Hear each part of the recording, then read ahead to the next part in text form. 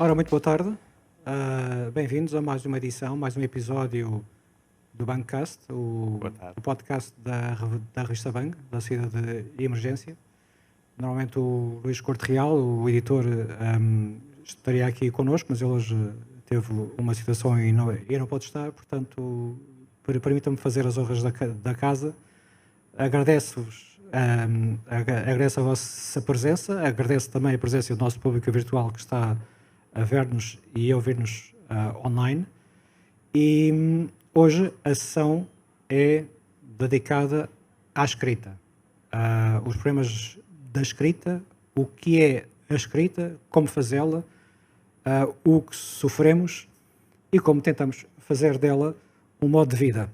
Essa é a parte mais gostosa. Sim. A parte muito mais gostosa. Eu sou o Luís Filipe Silva, sou autor também, mas quem nos vai falar principalmente sobre esta problemática é este senhor que está aqui ao meu lado, o Bruno Martins Soares. Olá a todos. Que é autor, já trabalhaste em cinema, roteirista, estás a desbravar a tua presença no mercado internacional. Acho que tens muito para nos ensinares. Não sei se tenho. Eu acho que sempre que é mais uma partilha de experiências do que outra coisa.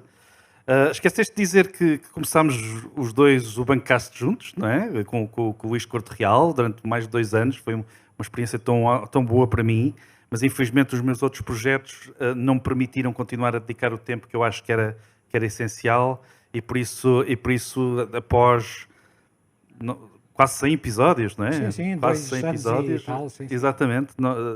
Tive que vos deixar a continuar este belíssimo programa. Há muita coisa para falar sobre escrita e sobre escrita criativa. Eu tenho escrito sobre isso e escrevo sempre na revista Bang. Já há 3 ou 4 anos que escrevo na revista Bang sobre escrita criativa. E também já falámos disto no Bancast, não é? Já tivemos 2 ou 3 episódios sobre escrita, sobre os desafios, porque na verdade éramos os 3 residentes no Bancast, éramos todos autores, não é? E tínhamos todos essa... E mesmo quando falávamos com o Joe Abercrombie ou com o Richard Morgan ou com a Anne Bishop, nós perguntámos sempre coisas que faziam sentido relativamente ao fabricar da escrita, digamos assim, ao craft, que é uma coisa que tanto nos interessa. Quando vocês me fizeram o desafio para vir fazer outro episódio, e eu fiquei todo contente, porque gosto mesmo deste programa, eu resolvi falar um bocadinho mais sobre as questões de ritmo. Porque são questões que normalmente são muito pouco faladas em termos de escrita criativa, e eu acho que são tão absolutamente essenciais, digamos assim. De uma forma ou de outra, todos os escritores, todos os bons escritores, fazem questão de dominar o ritmo da sua escrita. É isso que eu sinto, não é? Tu sentes? Sim, perfeitamente. Há cada vez mais aquela necessidade do page turner, não é? De ter um livro que as pessoas têm de estar sempre a virar a página e ficam presas ao livro. Mas nem sempre os melhores escritores dominam pela alta velocidade, às vezes até dominam pela baixa velocidade. E eu queria falar um bocadinho sobre isso, basicamente o ritmo em duas partes, se quiseres. O ritmo estrutural, e como é que se pode dominar e fazer com o ritmo estrutural do livro, e o ritmo estilístico ou textual, que eu acho também é muito importante. Eu falo muitas vezes sobre estas questões. Eu acho que era interessante falarmos sobre elas. O que é que tu achas? Achas que o ritmo é importante quando tu escreves? Sim, o ritmo é importante. Aliás, a voz, para mim, é das características ou das dimensões do texto que eu dou mais importância. Não queria dizer que às vezes mais importância do que ao plot, do que ao enredo, mas é na voz, às vezes, que o enredo se manifesta. Porque quando temos uma personagem, quando temos um narrador, quando temos uma forma de... Para todos os efeitos, a voz é também a decisão de filmar a preto e branco ou a cores. Filmar com grande angular ou com plano aproximado. Tudo são palavras. Tudo no livro são palavras. Todos os efeitos, o ritmo, a estrutura, tudo no fim é uma palavra que segue a outra, compõe frases, compõe parágrafos, e nisso está a magia, a técnica e, até certo ponto, a sabedoria de fazer uma história. Mas tu acabaste de falar, de facto, das duas partes do ritmo que me interessa, que é o plot é também muitas vezes calculado em virtude do ritmo, não é? É aquilo que eu chamo o ritmo estrutural. E depois a voz, como tu estavas a dizer, em muitos aspectos é o ritmo mais emocional, mais estilístico. Podemos falar, eu falo muitas vezes da escrita melódica e já vos posso explicar um bocadinho o que é que isso é. Mas eu queria se calhar começar a falar um bocadinho sobre o ritmo estrutural, sendo que nos últimos 50 anos, mais coisa, menos coisa, tem estado a mudar bastante. No início do século XXI, eu lembro-me do Spielberg dizer que estava com muita dificuldade em fazer filmes, porque de repente os filmes eram super rápidos. Não havia qualquer tempo para respirar e ele sentia uma grande dificuldade em aderir a essa lógica. Porque nós depois, de facto, e as novas gerações começaram a ficar mais interessadas nos ritmos altos dos jogos, ou dos anúncios, ou dos videoclipes. E isso fez com que aquilo que eu senti no início do século XXI, e acho que é o que o Spielberg está a dizer, é que as novas gerações estão cada vez mais treinadas para um ritmo de crise, para um ritmo de multitasking, de estar a fazer muitas coisas e rapidamente, e menos uma coisa que nós tínhamos muito, que é o ritmo de matutar, de ler, de estar a concentrar-nos durante algum tempo. E isso fez uma grande diferença, e fez uma grande diferença no ritmo ao longo dos anos. Curiosamente, nós estamos a sentir, na minha opinião, uma tentativa de ir no sentido contrário e de fazer amadurecer um bocadinho aquilo que nós estamos a ler e aquilo que nós estamos a ver também. Porque eu vou falar também muito de filmes, porque se calhar, se eu falar de livros, há muitos que vários de vocês vão ter lido, outros não, mas filmes a maior parte de vós terá lido e acho que pode ser bom para ilustrar. O meu realizador favorito do momento é o Denis Villeneuve, o canadiano, que tem estado a fazer filmes de ficção científica há alguns anos e que, de facto, tem um ritmo muito próprio. O primeiro filme que eu vi do Villeneuve foi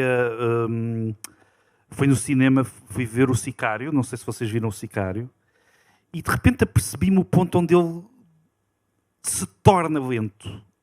Ele para, de facto, aquilo que está a fazer, ele faz amadurecer, e em coisas tão simples como, às tantas, temos uma cena, quase 2 minutos, onde a única coisa que estamos a ver é a sombra de um avião no deserto do Texas ou do Arizona, não é? E isso faz com que nós sintamos uma densidade diferente daquilo que é a ação. Nós vemos isso nos outros filmes dele. No Arrival é um filme lento. O Blade Runner 2049 é um filme lento. E os Dune, apesar do Dune Parte 2 ser bastante mais rápido, o Dune também são filmes lentos. São filmes que se prendem à densidade, à emoção densa de todo esse aspecto. E esta lógica, esta escolha de ter um ritmo rápido ou lento, porque o Martin tem um ritmo lento. Voltando agora para a escrita, o George R. R. Martin, na canção do Gelo e do Fogo, tem um ritmo lento. Okay? E às vezes ele ainda o torna mais lento. Eu lembro-me de um dos livros, já não me lembro qual foi, porque eu li-os todos, ou quase todos, na versão portuguesa da Saída de Emergência.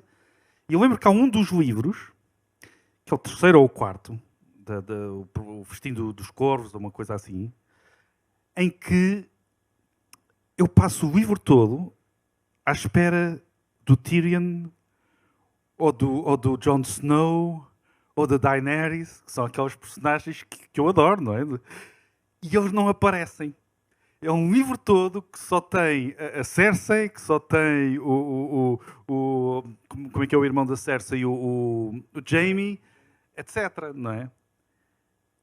E o facto de eu não ter posto lá estas personagens fez com que eu tivesse em suspense durante aquele livro todo. E isto não é por acaso. Ele certamente fez isto de propósito. E isto é a maneira de dominar o que eu chamo de ritmo estrutural. Okay? Uma das maneiras. Há várias outras. Podemos falar um bocadinho sobre isso. Não sei o que é que tu sentes sobre isso, Luís. Achas que estamos a voltar a um ritmo mais lento? Eu acho que há dois tipos de literatura. Eu acho que em termos... A questão do ritmo não é só um ritmo de escrita, é um ritmo de leitura também. Por acaso eu sinto... Sem dúvida, sem Eu, dúvida. eu sinto que, se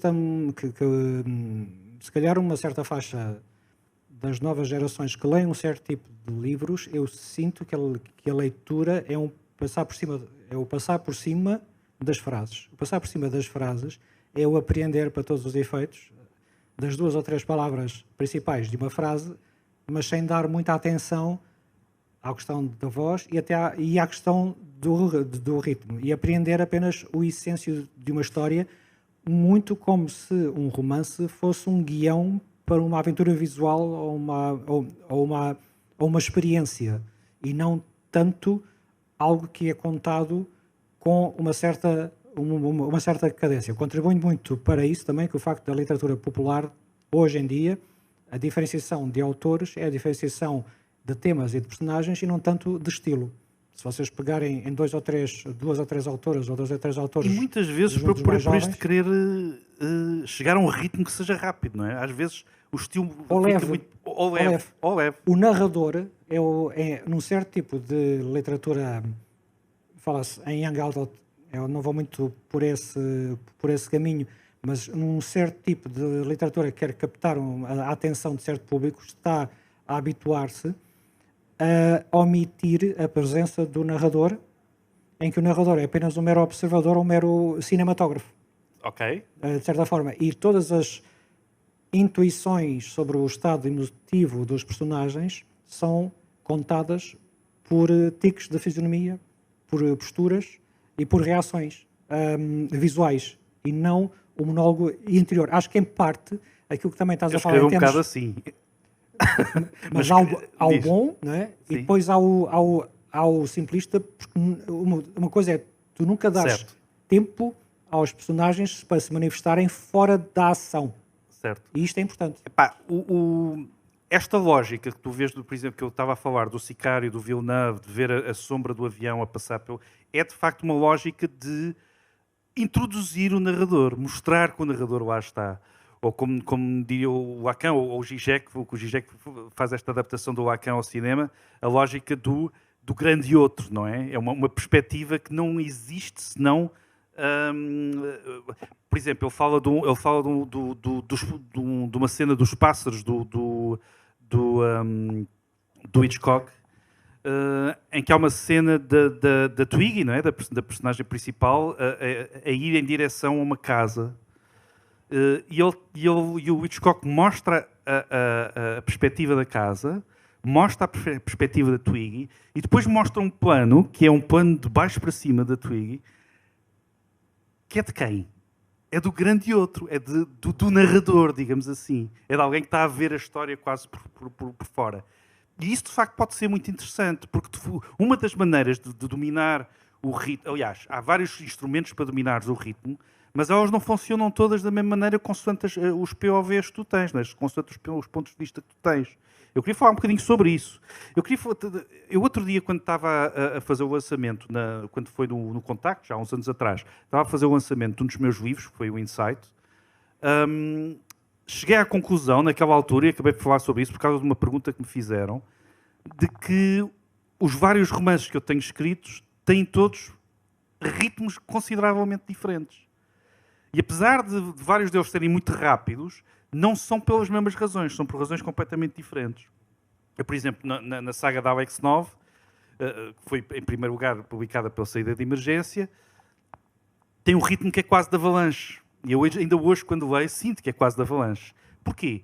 Porque tem muitos storylines, muitos plotlines, que se vão cruzando um atrás do outro, os cliffhangers são constantes, os capítulos são pequenos, as cenas são pequenas, e estamos sempre a saltar de cliffhanger em cliffhanger de uma forma de avalanche. Portanto, tu estás a dizer, e acho que é inerente, que o ritmo estrutural está necessariamente ligado à estrutura. Exatamente, é exatamente isso que eu estou a querer dizer.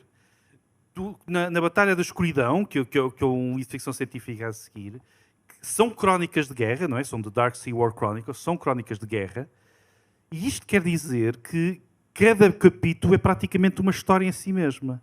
E então aí o ritmo está feito pelo ritmo que eu imprimi a cada um dos capítulos e não à estruturação dos capítulos propriamente ditos. Acontece uma coisa ligeiramente diferente na Laura e o Rei das Sombras, que eu escrevi a seguir, onde basicamente o que eu tenho são 2 storylines que se vão cruzando, um a um, e eu vou deixando pequenas migalhas para trás, que eles vão cruzando até, eventualmente, acabarem por ser a mesma história. E no Insight, o Insight tem um ritmo que é extremamente cuidado, mas sem nenhuma destes instrumentos. Porque o Insight foi um pequeno romance que eu escrevi com base num argumento para cinema. E no argumento para cinema, a estrutura é tudo. Não é? It's the structure stupid, não é? E basicamente, todos os pormenores têm de ser calculados dessa forma. O que é que acontece? Acontece que a história vai avançando, as cenas estão lá de uma forma quase sequencial, mas o ritmo consegue-se porquê? Porque eu tenho plot points em cada cena. Não há uma única cena que não haja um plot point. O que é um plot point? O plot point é o ponto onde a história vira de direção. Muda de direção para algum lado. Portanto, alguma coisa importante está sempre a acontecer em qualquer cena. Tal como se fosse no cinema. Porque no cinema é este o padrão do cinema de Hollywood, do cinema minimamente comercial, digamos assim. Não há cenas desnecessárias. Ponto final, parágrafo. Okay? Portanto, instrumentos que eu uso muito são cliffhangers. As pessoas sabem o que são cliffhangers, basicamente. Nós paramos uma cena a meio, paramos uma situação de tal modo que ficamos a querer saber como é que isto vai acabar. Uso plotlines, e basicamente o que é que são plotlines? São linhas de enredo. E eu vou dar um exemplo da diferença entre um plotline e um storyline, que eu também se usa o storyline. Imaginem que têm 2 carros que vão em direção a um cruzamento. E podem estar a falar sobre a família que está no carro A e podem estar a falar sobre o condutor que está no carro B. E tem aqui 2 plotlines, basicamente, não é? Que tem é a história toda do condutor do carro B que perdeu o emprego e, portanto, está bêbado e, portanto, não sabe como é que há de dizer à mulher, etc. E temos toda a história, todo o plotline do carro A, da família que vem de férias, todos contentes, mas há uma situação qualquer que o pai tem medo de dizer, etc, etc. De repente, estes plotlines tornam-se num storyline. Porquê? Porque os carros vão embater. E, portanto, de repente, aquilo é uma storyline, não é? E temos os 2 plotlines que se unem naquela storyline. Okay. Não sei se me estou a fazer entender sobre mais ou menos o que é um... Eu vou dar uma... Acaba aqui mais não sei quanto tempo. Eu vou dar uma chega. Eu acho que estás a dizer que os plotlines são, ou os plot points, são as histórias individuais de cada um, e o storyline é quando o mundo decide que tu morres. Tu tens planos para o futuro e o mundo decide, olha, hoje morres. É mais ou menos assim. O storyline, todas as histórias têm pelo menos uma storyline, não é? Uma linha da história.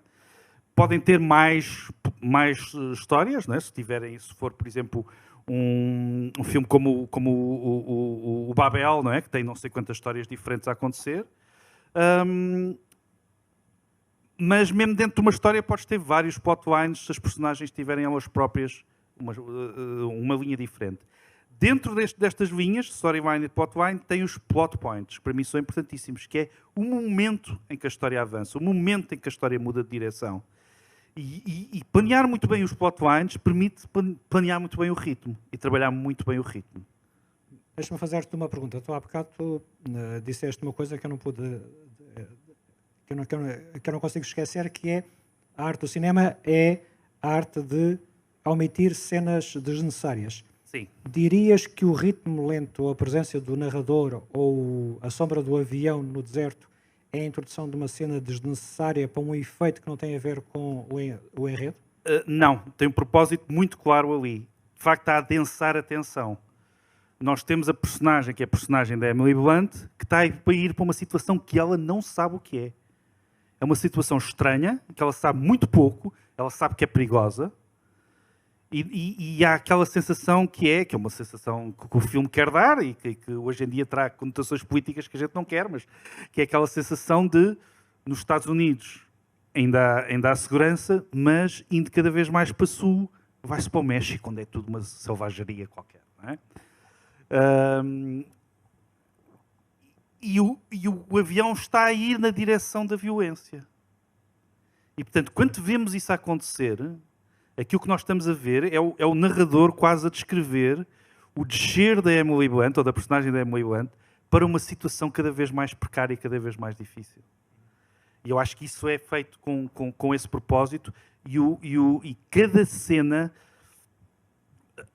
Não sei se há uns vídeos do Villeneuve a falar sobre alguns filmes. Um deles a gente já viu do Gomes Jabbar, não é? Aquela cena no Dune, no primeiro Dune, em que o Paul Atreides tem de pôr a mão numa caixa onde a mão parece que está no fogo, não é? E há um vídeo de 17 minutos do Villeneuve a explicar toda aquela cena.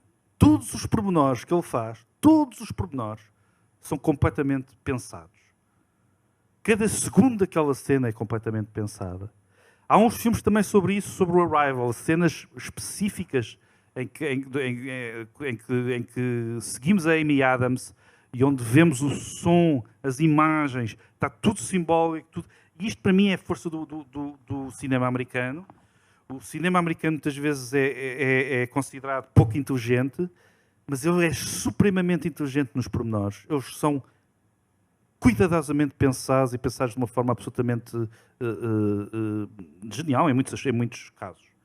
Olha, isso mais chega se procurarem por composição e cinematografia no Jaws, do Tubarão, do Spielberg, vocês começam a perceber que o Spielberg, pelo menos quando era mais jovem, era o mestre dos long takes, sem se notar que era um long take. É fantástico. Eu ia falar do Jaws logo a seguir, porque o ritmo do Jaws, até o ritmo estrutural do Jaws, está extremamente bem pensado. Os primeiros 2 ou 3 minutos do Jaws, Tubarão, para quem não reconhece, os primeiros 2 ou 3 minutos do Jaws são uma história. O Spielberg tem uma coisa, tem um talento que para mim, eu não conheço em mais nenhum realizador. Ele tem o supremo talento de tornar qualquer figurante numa personagem, numa pessoa. Não é? Nós vemos alguém a fugir e a correr no meio da Guerra dos Mundos e aquela personagem é uma pessoa que nós conhecemos. Okay? E no Jaws a mesma coisa. Os primeiros 2 ou 3 minutos são uma história. É a história de um casal que veio de uma festa na praia, um bocadinho bêbado, e a rapariga vai correr para o mar, e o rapaz está um bocado mais bêbado e não consegue tirar as roupas a tempo, e não sei o quê. E vê-se o tan. Não vemos o tubarão, só vemos o tubarão muito mais para a frente no filme, não é? Não vemos o tubarão, mas estamos ali a ver, só com a música ele faz este efeito, e de repente olham e a rapariga não está lá. E todo o ritmo que ele imprime estes 2 ou 3 minutos, que não parecem nada, é um ritmo que nós vamos estar à espera de repetir ao longo do filme. Porque depois nós passamos para a história do xerife, que vem da família, não se sabe o que é que se está a passar durante não sei quanto tempo, há toda uma história. E só a partir do meio do filme, e aí isso é outra palestra completamente diferente, que é o papel do midpoint, não é? O papel do meio da história, onde de repente muda tudo e o filme é completamente diferente, ou o livro é completamente diferente. Mas só nessa altura, de repente, o filme torna-se um filme de caçar o tubarão, porque até lá é um filme de como está toda aquela ilha, toda aquela povoação a lidar com o tubarão. E a maneira como este ritmo é construído, que é extremamente equilibrado, é muitíssimo bom, e ele faz isso muitíssimo bem. Não, um dos conselhos que eu dava, pelo menos a quem queira escrever ou quem tenha interesse sobre a estrutura da escrita, é pensar o que é que aconteceria ao livro se certas cenas fossem omitidas. Por exemplo, este caso é perfeitamente exemplar. Se esse primeiro episódio não existisse, a leitura do filme seria totalmente diferente e a recepção inicial do filme, a história é a mesma, não é? O facto daqueles 2 jovens morrerem não contribui para o filme, porque contribui para a percepção do filme. Porque é o facto de nós termos, enquanto espectadores, testemunhado algo que 99% dos protagonistas, dos personagens, não testemunharam, Nós estamos do lado da pessoa que quer fazer com que os outros acreditem e não estamos do lado dos outros a pensar que este gajo já é um maluquinho e está com medo, etc. Não é? Exatamente. Se nós não tivermos aquele prólogo inicial, para já o filme é lento, vamos considerar o filme lento. Isto nunca mais começa, etc, etc. Exatamente. E depois estamos com uma perspectiva, uma leitura totalmente diferente de toda a argumentação. E só mais à frente, quem resistir a esta lentidão vai perceber, afinal estes gajos tinham razão. Há um episódio lendário que é o Hitchcock a falar sobre o suspense, não é? Como é que se consegue o suspense. E basicamente aquilo que ele diz é o suspense não é quando há uma bomba no restaurante e a bomba explode. Isso tem muito pouca emoção. Ele tem de construir isso, não é? Fazer o build-up para depois ter o payoff. E o que é, como é que ele consegue isso? Nós, espectadores, estamos a ver que a bomba está por baixo de uma mesa e há o relógio que vai reduzindo. E o suspense vem não de saber, não apenas de sabermos que a bomba vai explodir, não da violência que ali está, mas de toda a gente estar a ignorar o facto de que está ali uma bomba. As pessoas continuam calmamente a comer, a andar de um lado para o outro, a servir-se. Se fosse o Spielberg, até havia uma conversa simpática entre duas pessoas, ou um piropo a uma waitress, ou uma coisa assim, não é? Que de repente, ok, isto são pessoas. Mas o facto de nós estarmos a ver ali, ping, ping, ping, daqui a 1 minuto, daqui a 30 segundos, daqui a 10 segundos, a bomba vai explodir, isso é que cria atenção dentro de nós. E isto é uma coisa que eu falo imenso, normalmente, quando falo de escrita criativa, que é aquilo que eu chamo o build-up e o payoff, ou que se chama em Hollywood. É o build-up e o payoff. Nós vamos sempre sentir-nos desiludidos se tivermos um grande build-up e depois o payoff, não é? Imagina que a bomba não explodia. Não é? Ou só explodia a mesa e já não explodia mais nada. Era uma desilusão. Ou então ao contrário, não é? Que é, depois sempre surpreendidos por um final bombástico, mas não sabemos como é que lá chegamos. E para mim, a grande parte do domínio do ritmo estrutural e grande parte, se calhar, uma grande parte do domínio da qualidade de escrita é a nossa capacidade de dominar o build-up e o payoff. Build-up e o payoff. Okay? Muitas vezes, quando chegamos ao fim daqueles filmes e dissemos, era só isto. Quer dizer que o build-up e o payoff não foram nada bem feitos. Okay? Infelizmente faz-me lembrar um bocado muitos dos livros do Stephen King. O Stephen King, em certas obras menos charneira, tem premissas, tem inícios fabulosos, tem premissas fantásticas, tem um meio muito bom e depois tu chegas ao fim e, como por exemplo no It, é uma aranha. Era isto que eles tinham medo. Às vezes tu tens que, né, compensar. Há certas situações de tensão que realmente tem que haver uma libertação que compense todo o build-up que tu fizeste. Exatamente, a famosa catarse do Aristóteles. A famosa catarse. Não é? Deixa-me acrescentar um exemplo, falando deste tema ainda, da questão do prólogo e dos ritmos diferentes numa história. Assim, um romance é uma história longa, não é? E por algum motivo o autor decidiu incluir todas aquelas pequenas peças, todos os pequenos semi-episódios, na mesma estrutura, na mesma coisa que vos está a contar. Na Galg Semente, que foi o meu primeiro romance, eu tenho um início deliberadamente lento, muito lento. A primeira parte acelera de repente para aí a 60%. O livro está estruturado como uma peça de teatro, um primeiro ato extenso, que ocupa metade do livro, depois outro que ocupa 60% da segunda parte, e depois o terceiro ato, que normalmente é a estrutura base e clássica das peças. E a primeira parte arranca lentamente, e várias pessoas disseram, isto começa muito lentamente. E depois, de repente, quando está tudo calmo, não está a acontecer nada, a história é estranha, é um mundo estranho, mas naquela altura já nos habituámos. Basicamente, monto toda a premissa e todo o cenário e depois, no último 40% da primeira parte, destruo tudo. Eu monto uma cidade e arraso com ela, que é aquilo que eu mais adoro fazer sempre, em termos de...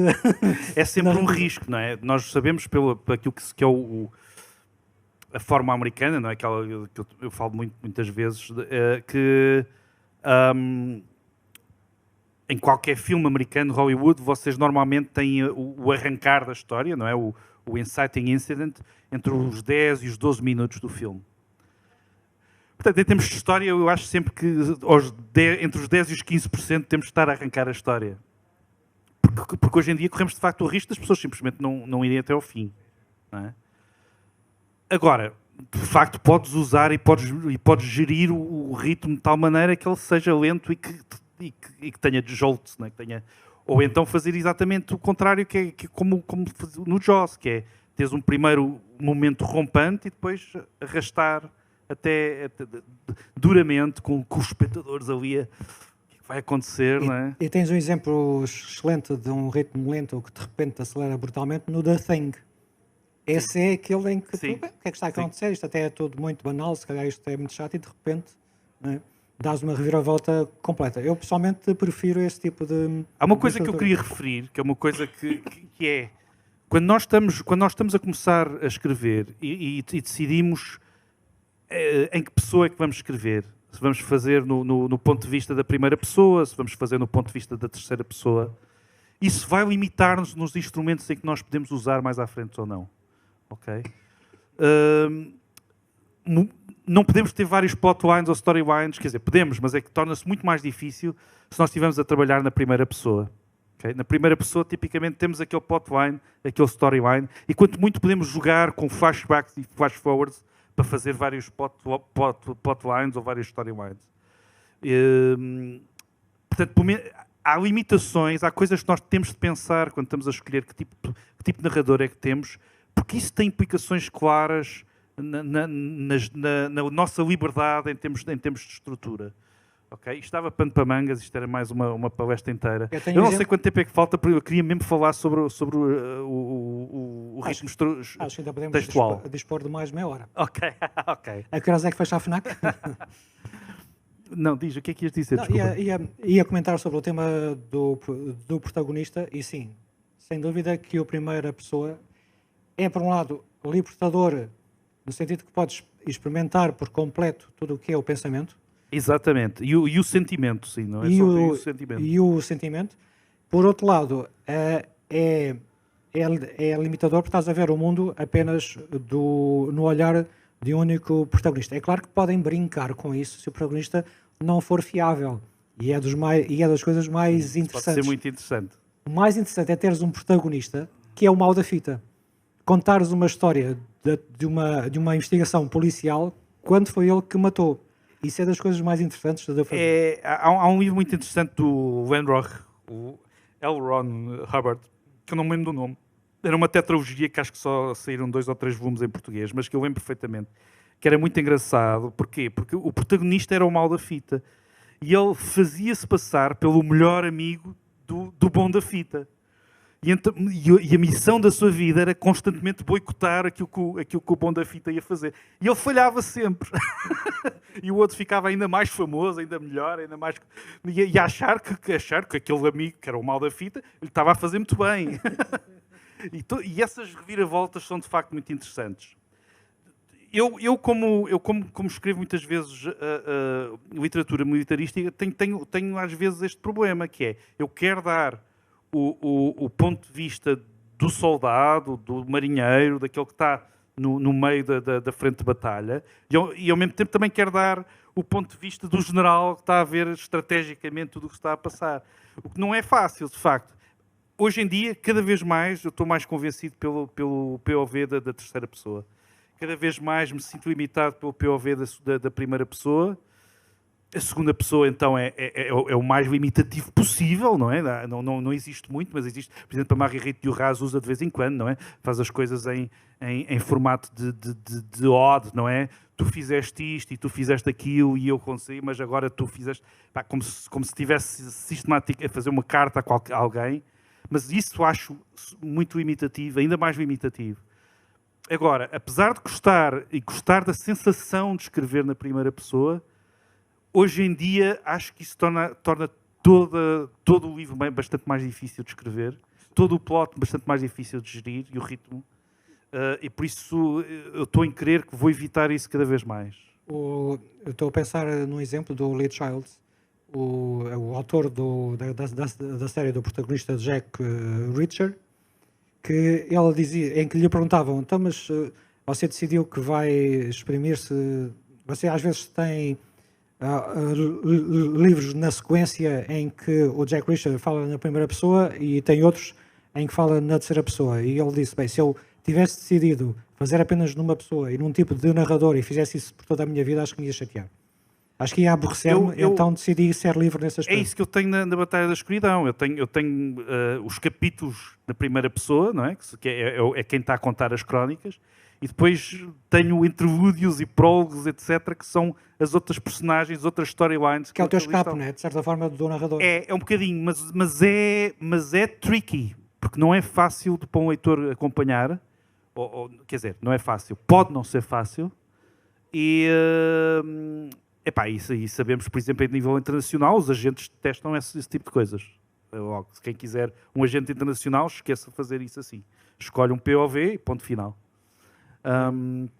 Mas pode ser interessante, sim. Por falar em POV, estava aqui a pensar no momento em que me foi mais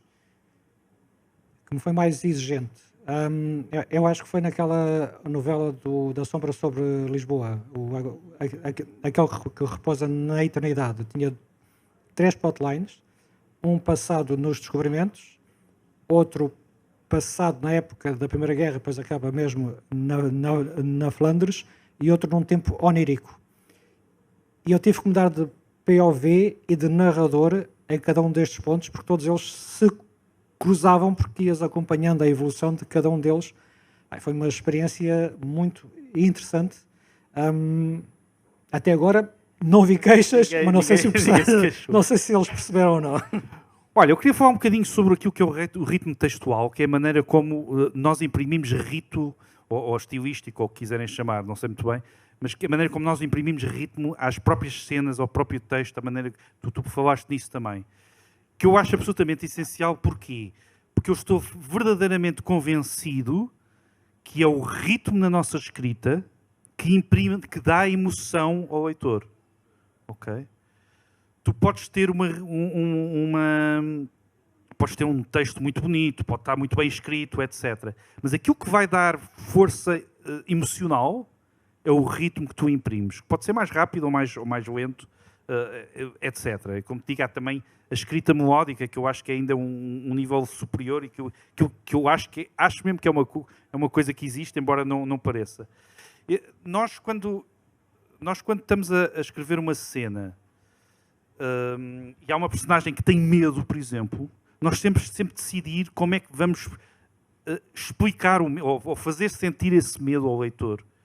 E pode ser uma lógica de tornar tudo lento porque a pessoa paralisou, e quando está paralisada parece que está tudo lento, parece que as coisas não...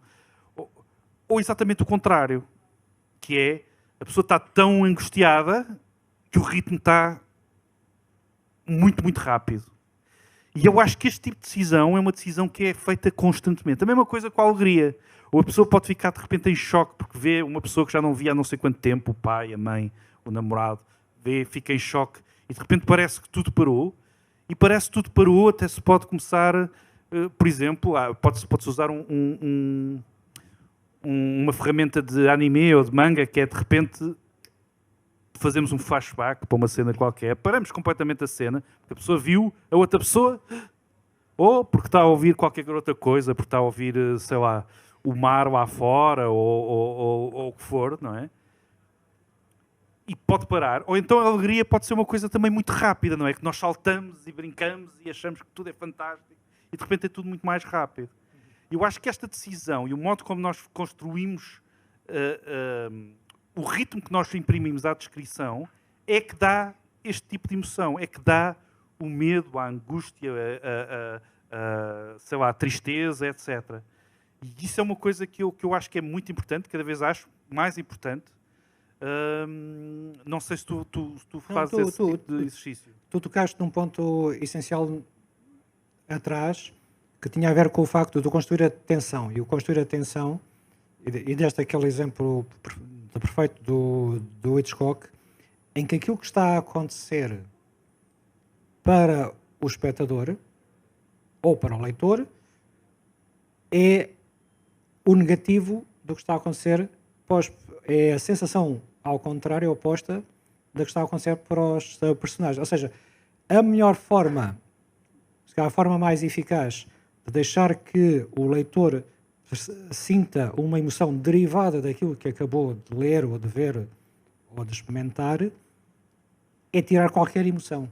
É o ponto em que tu omites que o monstro vai atacar. É o ponto em que tu não mostras, não contas o que é que está do outro lado da porta e saltas para uma cena aparentemente banal em que nada está a acontecer.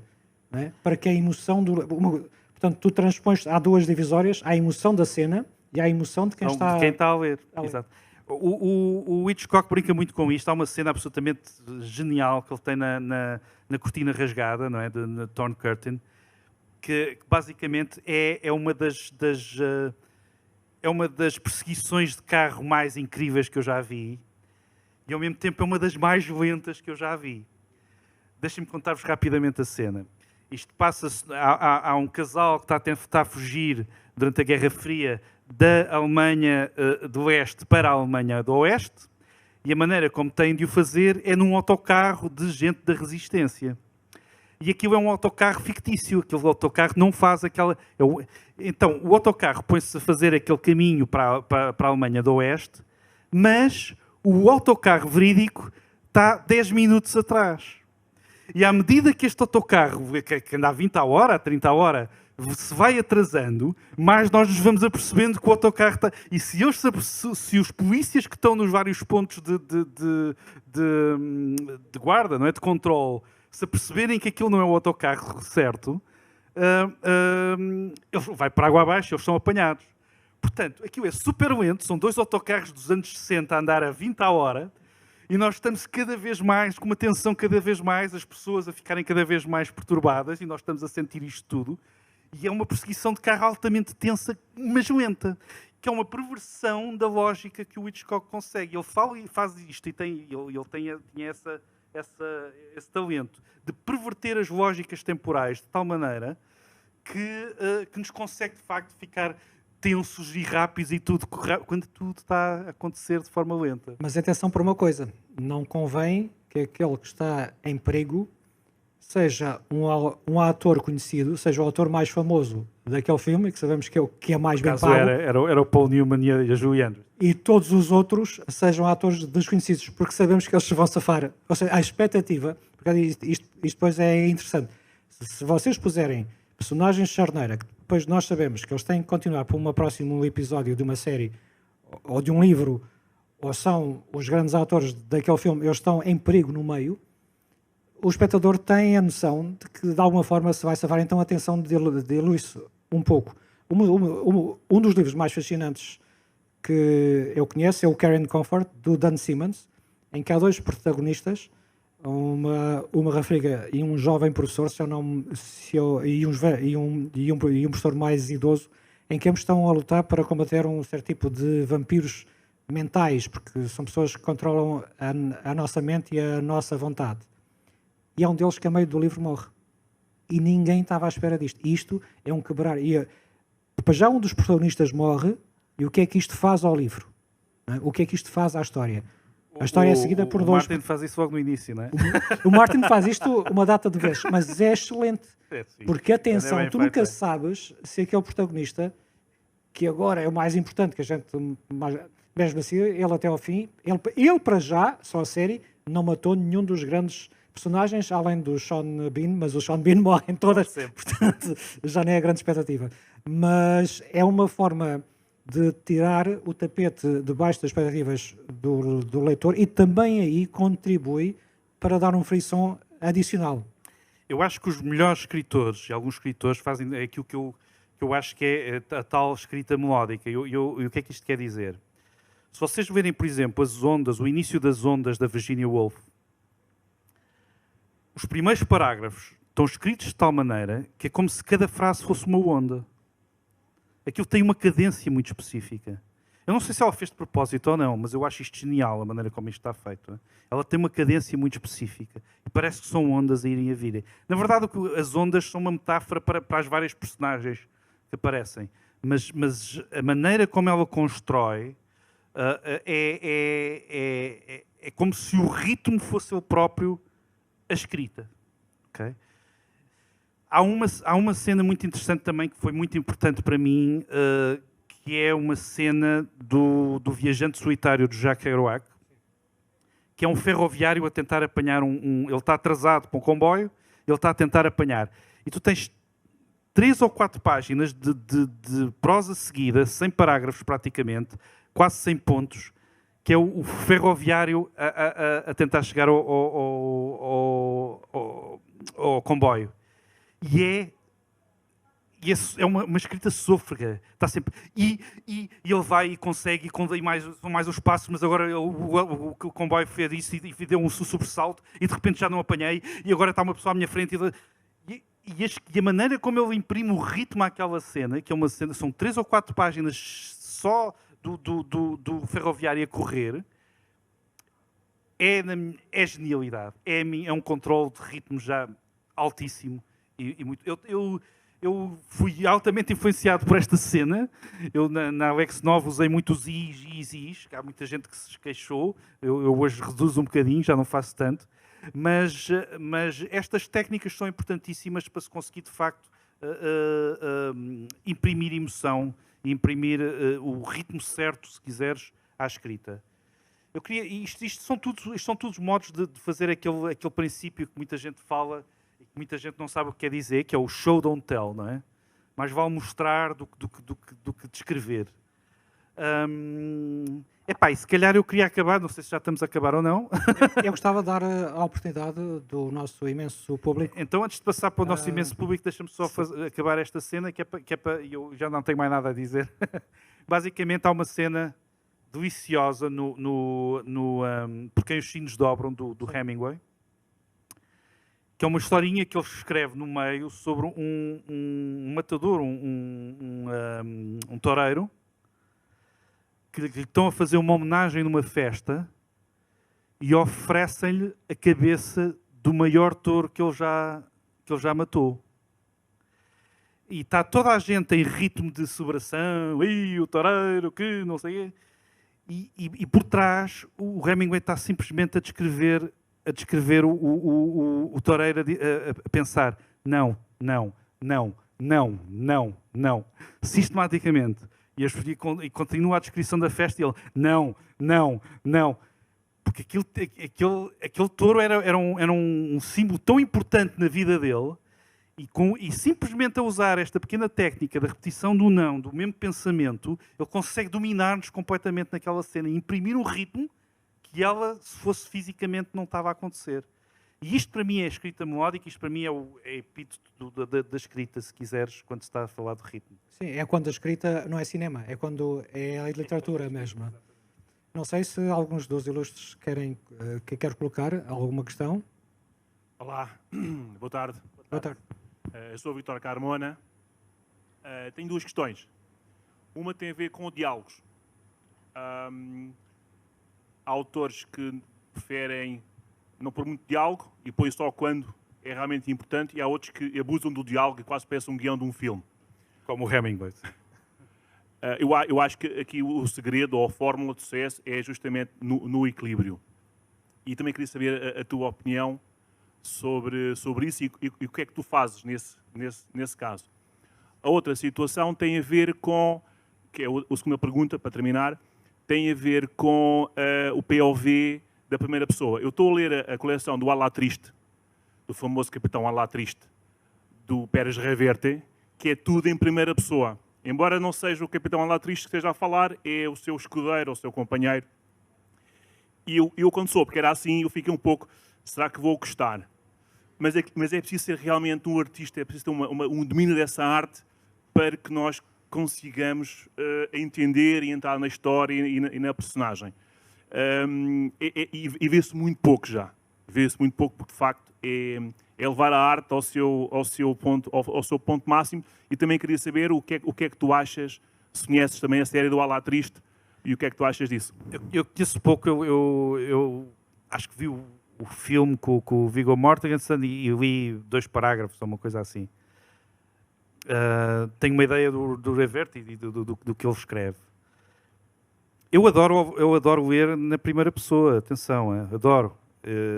Já desde dos Noir, dos Philip Marlowe e dos Mike Hammers e daquela que eu lia quando era miúdo. Eu acho que isto é um craft, a escrita é um craft. E depende muito daquilo que tu queres. Depende muito daquilo que tu queres transmitir e da maneira como tu queres gerir a coisa. Há sempre compromissos que se está a fazer. Eu adoro escrever em primeira pessoa, mas sei os perigos e as complicações que isso traz. Por isso agora tenho de escolher se prefiro ter as liberdades que a terceira pessoa me dá ou se prefiro escrever na primeira pessoa. Ok? E são decisões que é preciso fazer na altura, basicamente. Agora, acho que sim, acho que se for bem escrito, é uma maneira deliciosa porque de facto é impressiva, não é? Nós estamos a sentir, nós estamos a ver o pensamento das pessoas, e isso é bom. Às vezes, se não for tão bem escrito, estamos a perder coisas que depois pensamos, mas se isto fosse assim não era melhor. Mas temos de tomar sempre decisões complicadas. Sobre o tema dos diálogos, acho que isso é uma pergunta essencial. E eu acho que os diálogos são, ao mesmo tempo podem ser supérfluos, mas também podem ser exclusivamente cruciais. É muito difícil fazer um diálogo que faça avançar em prosa, em ficção. É muito difícil fazer um diálogo que faça exclusivamente avançar a ação sem colocar narrador, porque há a tentação do narrador. O narrador é a forma, digamos, é o apoio, é a bengala fácil do romancista para fazer avançar a ação e explicar coisas e fazer acontecer. E o diálogo é para ilustrar o personagem no dia-a-dia. Só de pensar que o teatro vive quase exclusivamente de diálogo é uma arte maior. E o cinema. E o cinema, pronto, a diferença é que o teatro, pelo diálogo e pela encenação, obriga-te a imaginar um espaço que não está lá necessariamente, enquanto que o cinema mostra-te, não é? Sim. E a banda desenhada mostra-te. O teatro tem a necessidade adicional de te fazer imaginar um espaço que está lá apenas, eventualmente, representado por pequenos falando em específico da escrita para cinema, e tu tens completa razão, mas, na verdade, a maior parte das coisas que nós vemos no cinema já são produções do diretor de fotografia, do realizador. Para quem está a escrever, a essencialidade está nos diálogos. Okay? Eu adoro diálogos. Adoro escrever diálogos. Okay? E vamos ao Hemingway outra vez, que é um dos meus favoritos. Se tu vires O Velho e o Mar, não tem praticamente nenhum diálogo. Tem para aí um no final. Não é? 90 e tal % da escrita é escrita descritiva. Ele faz aquilo brilhantemente. Mas vais ver um livro tipo Farewell to Arms, que é se calhar o meu favorito, e ele tem páginas e páginas de diálogo sem um pingo de descrição. Sem um pingo de descrição. Os diálogos para mim são uma arte em si mesma, e eu acho, era mais uma palestra destas, claramente. Porque os diálogos vivem de uma coisa que é o subtexto. Okay? Há dois tipos de comunicação, muito rapidamente. Há 2 tipos de comunicação, segundo a pragmática da comunicação, Václavic, etc.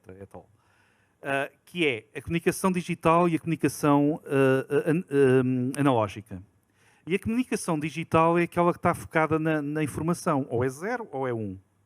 Isto é preto, isto é uma luz, informação total. Mas a maior parte da comunicação humana é a comunicação analógica.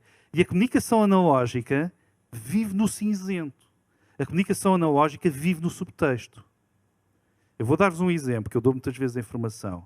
Imaginem que vocês estão num restaurante, ou que estão a escrever uma cena do restaurante, e o empregado pergunta à personagem principal: então, gostou do bife? E a personagem diz: sim.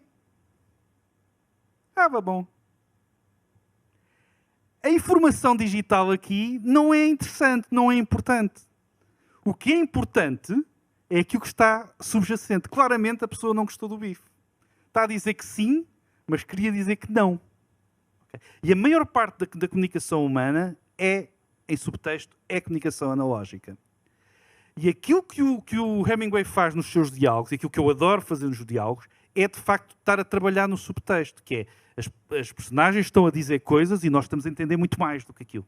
Nós estamos a entender aquilo que está implícito, aquilo que é natural as pessoas dizerem, não é? De que modo é que estão a dizer bom dia, boa tarde?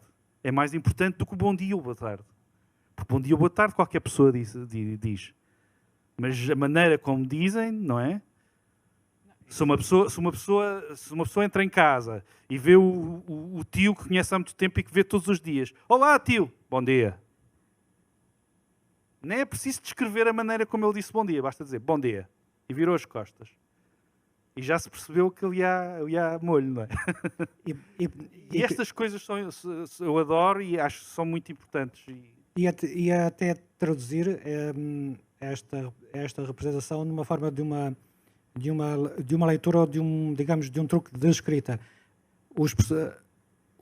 Uma escrita, digamos, ou os diálogos artificiais, ou os personagens secundários artificiais, são todos aqueles que vivem em função da narração do protagonista.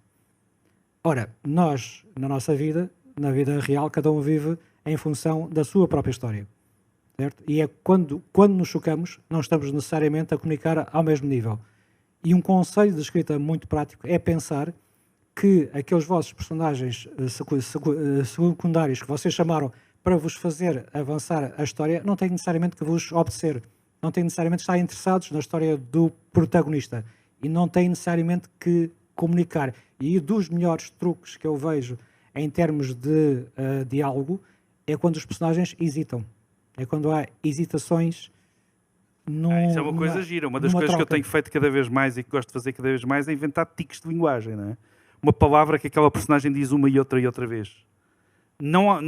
Às vezes não de forma exagerada, mas diz. E a gente já sabe que aquele diz ok. Não é? Há uma personagem no Arma Mortífera 3, que é a personagem do Joe Pesci, que inventou um tique de linguagem que nós nunca nos esquecemos daquela personagem. Que ele diz, ok. Ele está sempre a dizer, ok. What? Ok. E a gente lembra-se daquela personagem por aquele tique de linguagem. E isso torna aquela personagem mais humana. E eu tenho cada vez mais investido mais neste tipo de lógicas, que é pequenos pormenores, pequenas características que aquela personagem... Tento aproximar-me da lógica do Spielberg, não é? Tornar um figurante uma pessoa e criar tiques de linguagem ou tiques de movimento que são típicos daquela personagem. Os diálogos podem ser uma coisa maravilhosa e podem ser uma coisa maravilhosa. Há mais questões?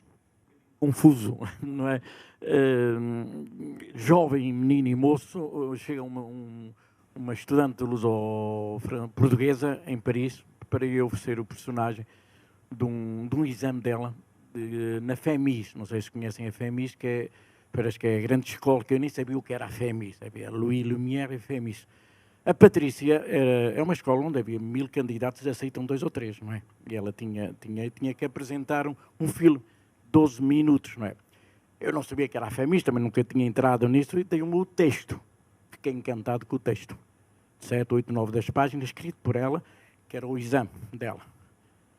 Apresento-me, ando ali uma semana na escola, até gostei. Foi uma experiência positiva, porque não tinha a mínima ideia do que era uma grande escola. Cheguei à conclusão do texto, eu disse 2 ou 3 frases. A escrita para o cinema é uma coisa, penso eu, e eu fiquei mesmo muito triste, porque o texto era lindíssimo. Era um jovem português que tinha desertado da tropa e depois tinha a saudade da mãe e tudo isso, não sei. Para mim, o texto, porquê? Orçamental. Era 12 minutos e não podia ser mais. Ou seja, uma escola que eu não sei descrever. Deram-lhe todos os meios para ela fazer. Fiquei um bocadinho decepcionado porque tinha perdido o texto, o tal ritmo do texto. Claro. Passei a partir daí, passei a olhar mais para a escritura. Bem, Certo. E o ritmo pode ser acelerado, pode ser atrasado, pode ser coisa. Eu encontro mais isso no texto, e por isso é que sou um grande leitor. Mas não é leitor para dizer, intelectual, mas tenho prazer. Não tenho televisão em casa, ouço rádio e leio. E como vivo em França há muitos anos, cada vez que venho a Portugal, leio 3, 4, 5, 6 livros. E, portanto, é o tal ritmo. A escrita de guiões, eu costumo dizer, é a escrita de ficção mais técnica que existe. Pois. É super técnica. Nós não, por exemplo, vamos escrever um filme, nós não podemos fazer uma cena com duas personagens a conversar no carro quando passam a ponte sobre o Tejo. Por cada take que eles têm de fazer, têm de passar a ponte sobre o Tejo para um lado. O custo seria enorme. Portanto, há uma série de coisas que nós temos de aprender e descobrir quando fazemos um guião para cinema. Tipicamente, uma cena de guião para cinema e para cinema americano é 1 minuto e meio. Na Europa já chega aos 2 minutos e meio. O Villeneuve também fará 2 minutos e meio. Isso é o típico. E 2 minutos e meio é uma página e meia. Porque é uma página, 1 minuto de cinema. Okay?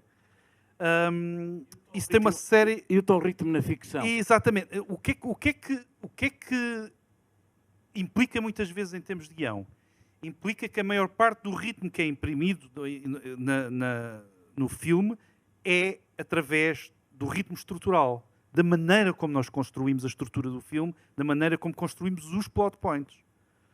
E isso é super técnico, e eu costumo dizer, já digo há muitas vezes, a melhor escrita, a melhor escrita sobre escrita criativa que existe é a escrita sobre cinema, que eles são quase cientistas, não é? A escrever sobre escrita. Enquanto muitas vezes a escrita criativa sobre escrita é muito isto é preciso ter jeito, isto é... Há muita coisa para aprender na escrita para cinema, mas depois é como o Luís estava a dizer, a escrita de texto por si só tem muitas vantagens e pode-se fazer muitas coisas que não se pode na escrita para cinema. Eu lembro uma das primeiras novelas que eu escrevi, uma novela, um pequeno romance de 70 páginas, em que eu escrevi cenas em que aquilo é impossível. Não é? Uma personagem que tinha um apartamento em que para sair tinha de atravessar o forno e o frigorífico e passar por cima do armário. É impossível filmar aquilo porque é impossível montar aquilo, ou quase, não é? Portanto, há muita coisa que se consegue fazer que não se consegue fazer. Em todo caso, obrigado, gostei imenso. Assim, Obrigado. Eu acho que nós vamos ter que terminar, já estamos com 1 hora de sessão. Ainda ficou muito por dizer, nomeadamente a extensão das frases, a extensão dos parágrafos, né? A quantidade de verbos vezes adjetivos, depois a minúcia de colocar as palavras no papel, mas vamos ter outras sessões. Obrigado pela vossa presença e foi mais um episódio do Bancast. Obrigado, Luís. Obrigado a todos.